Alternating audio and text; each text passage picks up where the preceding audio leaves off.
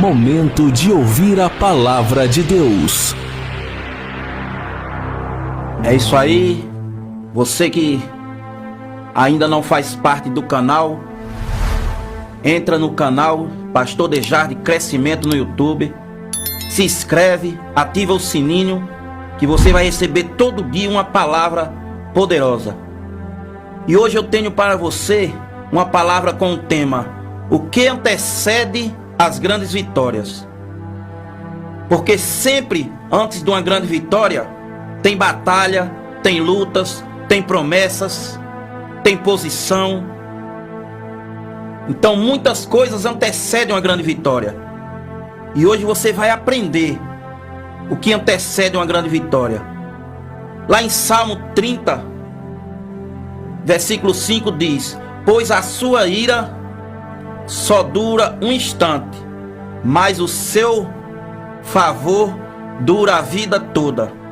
O choro pode persistir uma noite, mas a alegria vem pela manhã. Aí, então o que antecede ou o que vem antes de uma grande vitória nas nossas vidas? Se você quer construir um caminho de vitória, você tem que seguir alguns passos. Você tem que obedecer algumas regras. E a primeira coisa que você tem que fazer é obedecer a palavra do Senhor. Não tem como você chegar à vitória se você não for obediente à palavra de Deus. Não tem como. Eu vou pegar como base aqui 1 Reis 17, do 1 ao 5, que vai falar do profeta Elias. Eu vou pegar o profeta Elias como exemplo. Quando Elias libera uma palavra profética de juízo, de conserto para o povo e para o rei Acabe, porque o povo e o rei Acabe estavam em desobediência com Deus, estavam adorando outros deuses. E o profeta Elias libera uma palavra e diz: segundo a minha palavra não vai chover. Olha aí, o profeta Elias diz: segundo a minha palavra não vai chover. E a Bíblia diz que não choveu durante 3 anos e meio. Agora veja que interessante. Depois de liberar a palavra, Deus diz a Elias: sai daí e vai para o oriente e se esconde junto ao ribeiro de Gileade. É que pode. O profeta liberou uma palavra profética, e aí Deus chega para ele e diz: sai daí e vai se esconder. Aí começa a obediência, porque o profeta pode dizer: Senhor, eu liberei uma palavra, segundo a minha palavra, o Senhor vai cumprir, eu sei, e o Senhor manda eu ir me esconder? Não, eu disse que não vai chover, e não vai chover, e eu vou ficar aqui. Mas o profeta Elias obedeceu. Ele libera uma palavra para o conserto do seu próprio povo e do rei Acabe.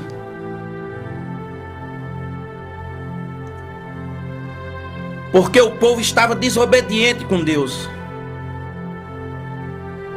E eu começo te dizendo aqui: não pense que você vai ter aplausos por estar na obra de Deus. Não pense que Deus vai juntar meia dúzia para lhe aplaudir, lhe dar tapinha nas costas. Não é assim não. Nós pensamos que porque estamos fazendo a vontade de Deus, ou estamos no centro da vontade de Deus, Deus vai arrumar gente para nos aplaudir, vai arrumar gente para nos dar tapinha nas costas. O texto diz lá que ele era de Gileade. Era uma cidade a cerca de 1000 metros acima do nível do mar. Uma cidade aprazível, maravilhosa, boa de se morar Ou seja, o profeta Elias estava bem instalado. Estava numa cidade litorânea. Estava numa cidade muito boa. Mas Deus diz a ele: sai daí e vai para o esconderijo. Olha aí. O cara estava bem instalado numa cidade próspera e Deus manda ele se esconder. Manda ele ir para um lugar de selva, para um lugar difícil, de isolamento. E às vezes é assim nas nossas vidas. Nós estamos tão bem estruturados, tão bem alicerçados. De repente Deus diz: vai fazer a obra em tal lugar. Você vai para um lugar que não conhece ninguém, não sabe de ninguém, não tem amizade com ninguém, tem que começar do zero. E aí? Você vai obedecer a palavra de Deus? Ou vai teimar? Ou vai dizer: não, Deus, isso aí não tem como. O profeta Elias foi.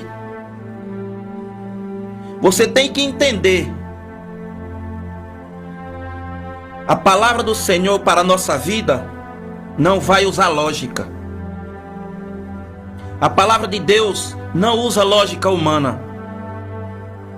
Deus não trabalha com lógica humana. Deus trabalha para confundir os sábios. Deus não trabalha com lógica.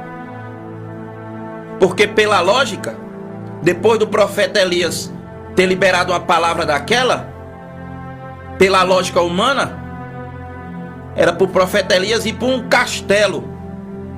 Era para o profeta Elias ser protegido por guardas. Mas Deus mandou ele foi para a caverna, mandou ele para o ribeiro, mandou ele se esconder no meio do nada, alimentado por corvos.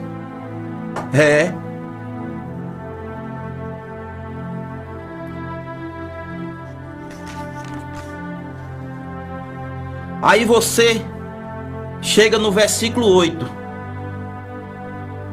Aí Deus manda Elias ir para a casa de uma pobre viúva. De novo. Porque depois dele passar pelaquela provação que passou, Deus não podia mandar ele para a casa de um homem rico para ser bem alimentado? Não, Deus mandou ele ir para a casa de uma pobre viúva. E a Bíblia vai dizer que na casa da viúva só tinha um pouco de azeite e farinha. E ele manda fazer um bolo para ele. E a Bíblia diz que foi multiplicado o azeite e a farinha. Não tem... Olha, presta bem atenção. Elias passou 3 anos na casa desta viúva. Foi 3 anos comendo bolo. Porque a Bíblia não fala que ele multiplicou depois que ela fez o bolo para ele. Apareceu na casa dela pão, biscoito, carne, não. Só a farinha e o azeite foi multiplicado. Ou seja, só tinha bolo para comer. Só tinha massa para comer. Eu fico imaginando Elias: o que é que nós temos hoje para tomar café? Bolo doce. Ele: amém. Aí à tarde: o que é que nós temos hoje para almoçar? Bolo salgado. E o profeta Elias: amém. Aí chega a noite: o que é que nós temos agora à noite para jantar? Bolo agridoce. Só tinha bolo. Não tinha banquete não. O profeta Elias não comeu banquete na casa da viúva depois que a bênção chegou para ela, não. Foi só bolo. E depois de 3 anos, aí Deus fala com o profeta Elias. E ele vai dizer: agora vai e se apresenta ao rei Acabe. Como é que pode? Ele ia se apresentar, Deus mandou ele se apresentar para o seu maior inimigo na época, o rei Acabe, que queria matar. Passou 3 anos procurando Elias. Passou 3 anos na caça de Elias, para satisfazer a vontade de Jezabel. E Deus mandou ele ir se apresentar ao rei Acabe. E ele obedeceu. Então eu te digo esta manhã: Ou você obedece à lógica de Deus, ou segue a lógica humana. Mas eu te digo uma coisa: por mais que a lógica de Deus seja louca aos olhos humanos,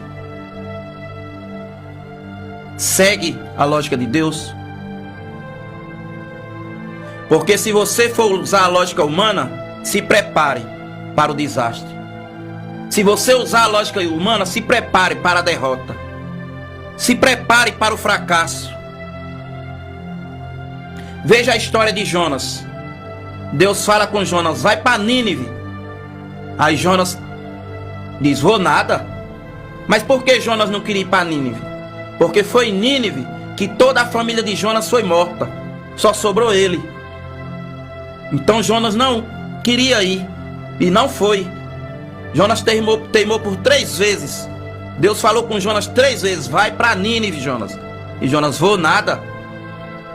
Ou seja, ele estava pensando pela lógica humana. Qual era a lógica humana? Se eu for para Nínive, vão me matar. Mataram minha família, por que é que não vão matar a mim? Mas Deus faz coisas loucas aos olhos humanos. Deus jogou Jonas dentro de uma baleia, mas Jonas foi cumprir a palavra de Deus. Então, quando Deus mandar, obedeça. Quando Deus falar, cumpra. Quando Deus ordenar, faça. Mesmo que pareça louco aos olhos humanos, mas é a ordem de Deus. Segunda coisa, aguarde o tempo de Deus.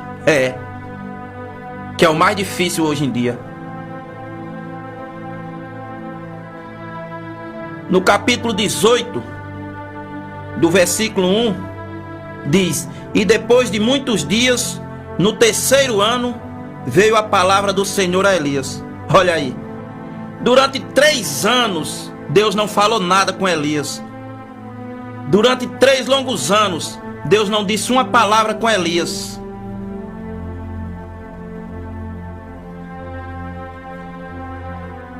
E Elias obedeceu. Elias não ficou: Senhor, fala comigo. Senhor, eu estou aqui só comendo bolo, Senhor. Olha para mim, Senhor. Senhor, diz alguma coisa. Senhor, responde. E olha que era Elias. Era o profeta Elias, homem cheio da unção, homem com autoridade. Elias tinha tanta intimidade com Deus que Elias falou que não ia chover segundo a palavra dele. Não foi Deus que mandou Elias profetizar que não ia chover, não. Foi ele próprio que disse: segundo a minha palavra, não vai chover. Olha que intimidade com Deus. E Deus passou 3 anos sem responder a Elias. 3 anos sem dar notícia.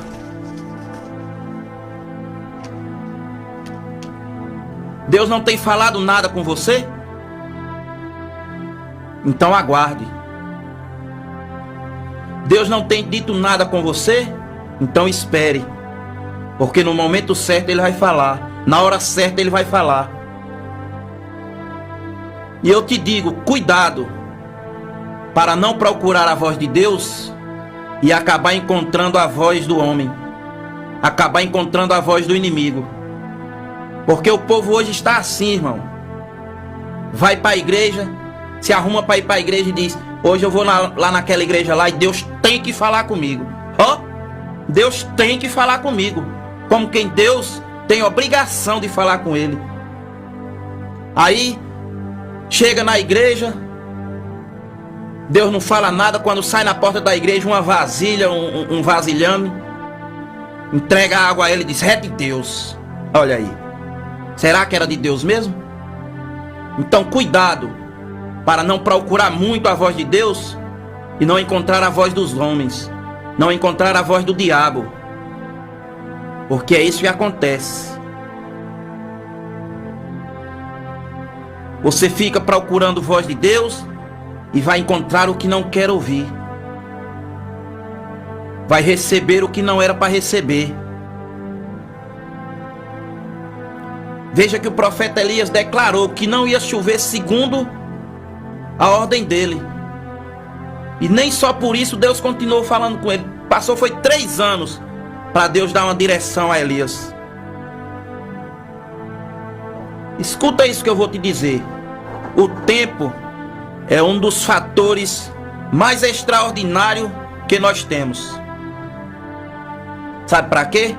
Para aprender, para crescer, para amadurecer e ser preparado para a vitória.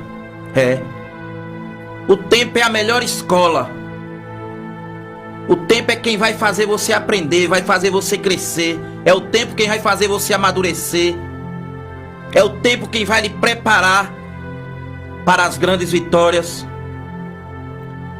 Veja a promessa que Deus fez a Abraão. Deus prometeu a Abraão um filho que se chamaria Isaac. E passaram-se 25 anos para a primeira promessa de Deus se cumprir na vida de Abraão. Foram 25 anos Abraão esperando a promessa de Deus. E nem por isso Abraão questionou. Nem por isso Abraão falou com Deus: cadê a promessa? O Senhor me prometeu. Abraão esperou. O segredo é esperar o tempo de Deus.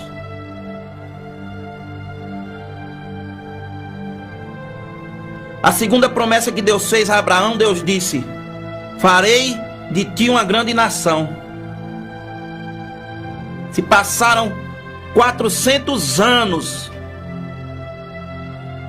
para Israel se tornar uma grande nação, para o povo de Israel se tornar numerosos.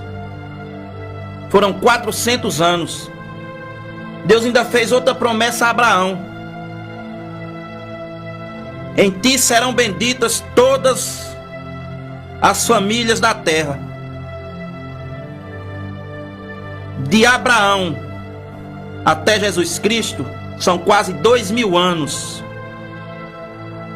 para se cumprir esta promessa. Está lá em Gálatas 3, do 8 ao 14. Depois, se você ler, você vai ver.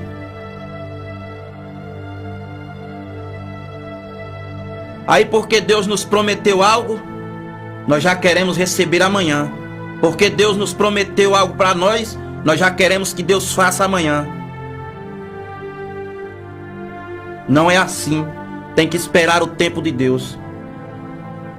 Terceiro, creia na palavra do Senhor. Se você não crê na palavra de Deus, nem adianta. Deus pode até te prometer, mas se você não crer, não vai acontecer. Deus te prometeu, mas se você não crê que o Deus que te prometeu é o Deus que cumpre, não vai acontecer. Não vai romper. Não vai ter como as promessas se cumprir.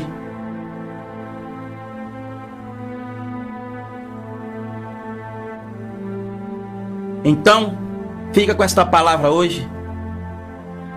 Espera o tempo de Deus. Obedece a palavra de Deus.